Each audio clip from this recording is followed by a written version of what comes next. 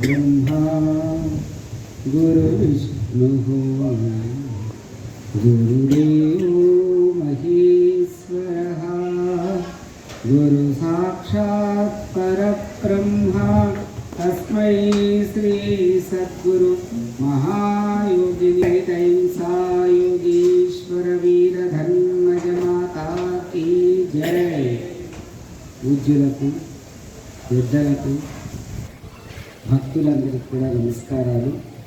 ఈరోజు మనము ఈ యొక్క సూర్యనంది క్షేత్రంలో అమ్మగారి యొక్క సన్నిధానంలో ఇంతవరకు ఈరోజు ప్రాతకాలం నుంచి ఇంతవరకు అమ్మగారి యొక్క స్మరణ, అమ్మగారి యొక్క ధ్యాసలో మనమంతా కూడా గడిపి మన జన్మని తరింపు చేసుకునే మార్గానికి గురుదేవుల యొక్క అనుగ్రహం ఈరోజు కలిగింది। ఈరోజు అసలు కార్యక్రమం ఏంటంటే, ఈరోజు అమ్మగారి యొక్క సింహాసనాన్ని, అమ్మగారి యొక్క మహాలింగాన్ని రెండింటినీ కూడా స్థాపన చేసిన రోజు అన్నమాట। ఆ కారణంగా ఇది మనము ఏం చేస్తున్నామంటే ఈ యొక్క కార్యక్రమం చేసుకుంటూ కోటి జప యజ్ఞం ఒకటి చేయాలని అమ్మగారి ఆదేశం ప్రకారం మనము ప్రతి సంవత్సరం చేసుకుంటూ వస్తున్నాము। ఇప్పుడు ఈ విధంగా జపం చేసినందుకు మీ అందరికీ కూడా ఉదయం నుంచి అందరూ కూడా జపంలో పాల్గొన్నందుకు మీ మనసులకి మీకు ఎంత తేలుకుందో మీ అందరికీ కూడా తెలుసు। మనసు ఎంతో ఆహ్లాదకరంగా ఎంతో ఆనందంగా మనమంతా గడిపాం ఏది జపం చేసి। అందుకని అమ్మగారు ఏం చేస్తారు, జపం చేసుకోవాలి। ఆయన ఎప్పుడు కూడా జపం చేసుకోవాలి। భగవంతుడి మీద, భగవంతుడు వేరు కాదు, గురువు వేరు కాదు, రెండు ఒకటేనమాట। ఆ భగవంతుణ్ణి ఎప్పుడు మనసు పెట్టి జపం చేస్తూ ఉంటే మనసు పరిశుద్ధమై ఈర్ష్యాసూయ దేశాలు అనే యొక్క దుర్గుణాలని మన దరికి చేరకుండా చేస్తుందన్నమాట। అదే జపశక్తి। ఆ యొక్క జపంలో అటువంటి యొక్క శక్తి ఉన్నది। దాన్ని అంతా కూడా మీరంతా కూడా ఈరోజు ప్రత్యక్షంగా దాన్ని అనుభవించాలి। అందుకనే అయితే ఇది ఈరోజు మహాలింగ స్థాపన అవి జరిగింది కదా। అయితే అమ్మగారు మొదట ఈ క్షేత్రంకి వచ్చినప్పుడు అమ్మగారు స్వయంగా ఇప్పుడు నిర్మాణమైన గుడిని పునాది అమ్మనే తీసుకున్నారనమాట। గుహ కొట్టుకున్నారు మొదలు। అమ్మ గుహ కొడుతూ ఉంటే కృష్ణమ్మ గారు ఆ తల్లి కూడా గుహ కొట్టేదానికి అమ్మగారికి సహకరించారనమాట। అమ్మగారు గుహ కొట్టినంతసేపు కృష్ణమ్మ గారు బయట ఉండేటోళ్ళు। తర్వాత అమ్మగారు రెస్ట్ తీసుకునేటప్పుడు ధ్యానంలోకి వెళ్ళినప్పుడు కృష్ణమ్మ గారు ఆ గుహని తొలిచారన్నమాట। అప్పుడు ఆ గుహని ఏర్పాటు చేసుకుంటే దాంట్లో మహాలింగాన్ని స్థాపన చేయాలని అమ్మగారికి ఒక సంకల్పం వచ్చి అమ్మగారు అంటుండే ఏమంటే, నన్ను లింగం మింగేస్తున్నది ఆయన, నన్ను లింగం మింగేస్తున్నది, ఆ విధంగా నాకు గోచరం అవుతున్నది ఆయన।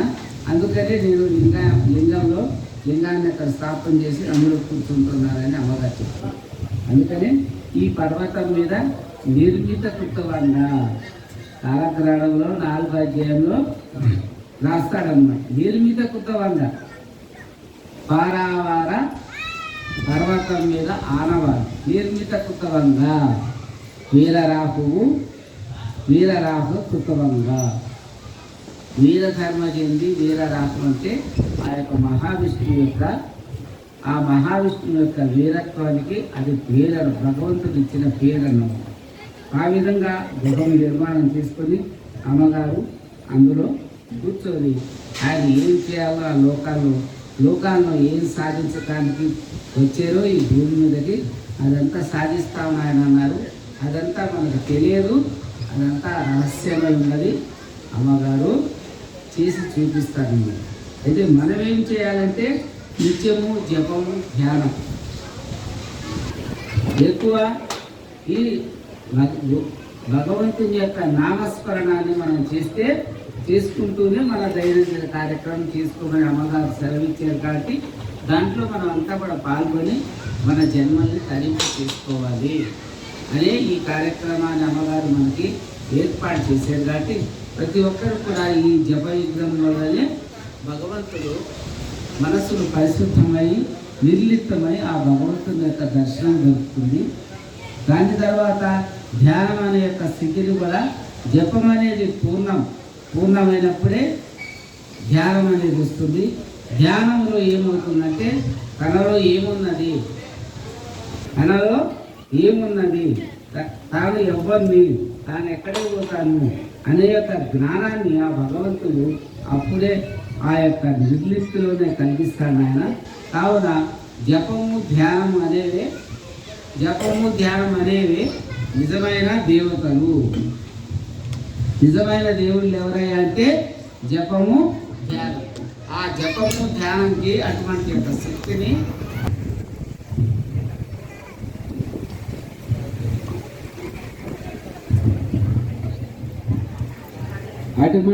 శక్తిని భగవంతుడు ఇచ్చున్నాడు. కాబట్టి ఆ రెండింటికి మనమంతా కూడా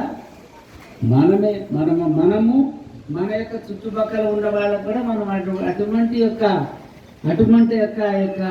విషయాన్ని మనం తెలియచేసి అప్పుడు వాళ్ళకు కూడా అది అర్థం. అవును, నేను ఈరోజు జపం చేసినా, నేను ఈరోజు ఒక 100 జపం చేసినా, 108 చేసినా, లేకపోతే ఒక 1000 చేసినా, ఒక 500 చేసినా అని వాళ్ళందరిలో కూడా ఆ పరివర్తన వస్తూ ఉండు. వాళ్ళు ఎప్పుడు కూడా ఆ జపం చేసుకుంటారు. కాబట్టి జపాన్ని ఎవరు మరవకుండా ఉండటానికి సంవత్సరానికి ఒకసారి అమ్మగారు మనకి ఈ కార్యక్రమాన్ని ఇచ్చారు.